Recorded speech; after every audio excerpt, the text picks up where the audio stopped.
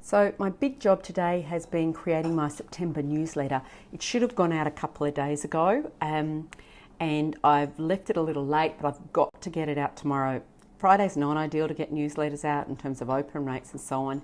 However, some of the content is going to expire pretty quickly because the Social and Collaborative Learning Essentials course, which I refer to in the newsletter, the AITD's course, kicks off next week. And one of the call to actions is to get people to register for that course.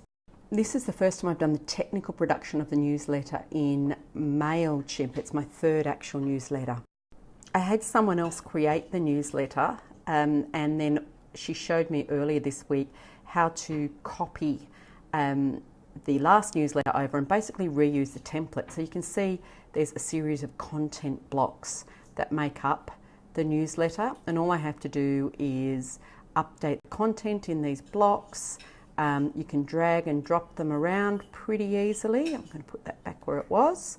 Gosh, I hope I put it back where it was supposed to be. No, I didn't. Here we go. I have to pop it back up there. But you see how easy that was. You can edit a block simply by clicking on that.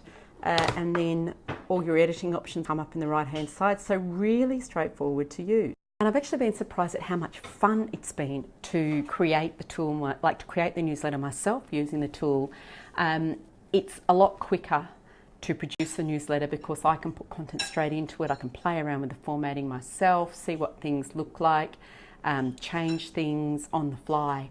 So I'm really pleased that I've taken the task over. Theming the newsletter. So this one is all about social learning. So I start off with an introduction. Then I have a piece called Create Value with Social Learning, which is really about being more intentional and strategic to create value. I've got a testimonial from one of the previous participants in the AITD course and a link for people to register. I've leveraged some of the content from the Learning Uncut podcast here and linked through to a blog post that I created today where I've basically taken some of our guests' responses to the question, what's the biggest thing you do for your own professional development, included a quote from them, direct from the transcript from their podcast, and then a link to the podcast episode.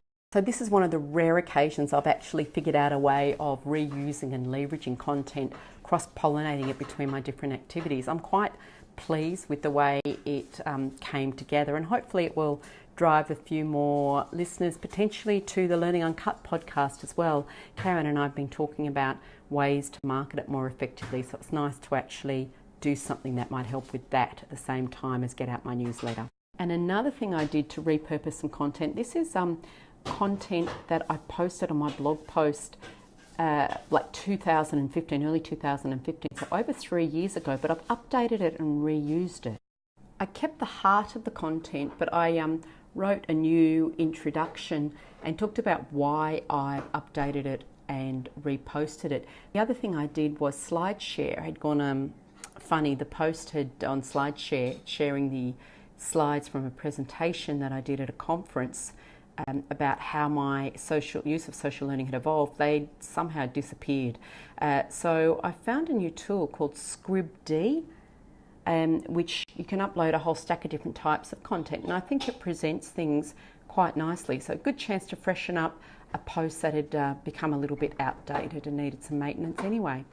So we've come to our second home. We've come to Raising the Bar to do a calisthenics class. We've come, 4 or 5 times a week? Yep. And I normally do one class, and Jess often doubles up for a second class. Okay, class is over. That was, I'll show you the workout in a minute. That was very straightforward workout, but it was really tough.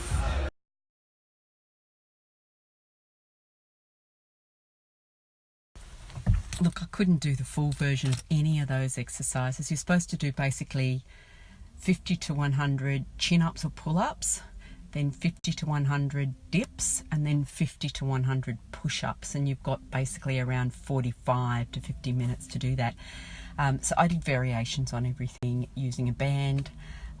or just a slightly easier exercise. I got to 100 rows. I did 100 dips with a band, but I could only push out 50 push-ups on my knees at the end of it. But I think I'm going to feel it tomorrow. My arms are feeling a little bit wobbly. So I think the point of a workout like that is just developing grit and pushing yourself to do more than you thought you could, which I certainly did.